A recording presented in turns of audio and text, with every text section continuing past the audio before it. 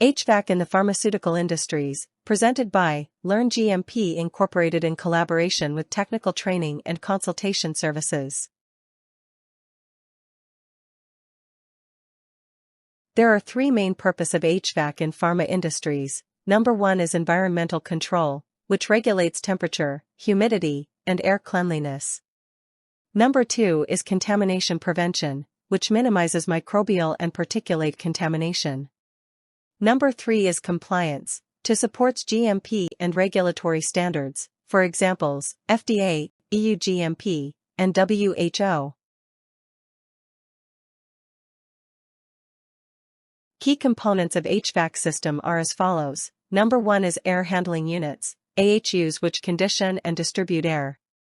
Number 2 is HEPA filters, which remove greater than or equal to 99.97% of particles greater than or equal to 0.3 microns size. Number 3 is ductwork, which provides channels air to cleanrooms and production zones. And number 4 is sensors and controls, which monitor temperature, humidity, and pressure differential.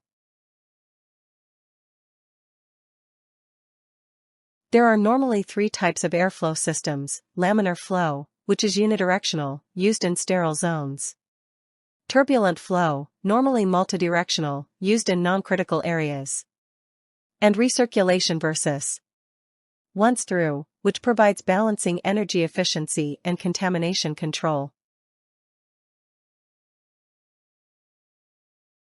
Qualification and validation of HVAC systems involve following steps. Qualifications, which involve design, installation, operational, and performance qualifications. Smoke tests, which provides visualize airflow patterns. Recovery tests, this support the assess cleanroom recovery time. HEPA integrity testing, which ensure filter performance. Thanks for watching our channel. Feel free to reach us at contact@learngmp.com for any training and consultation requirements.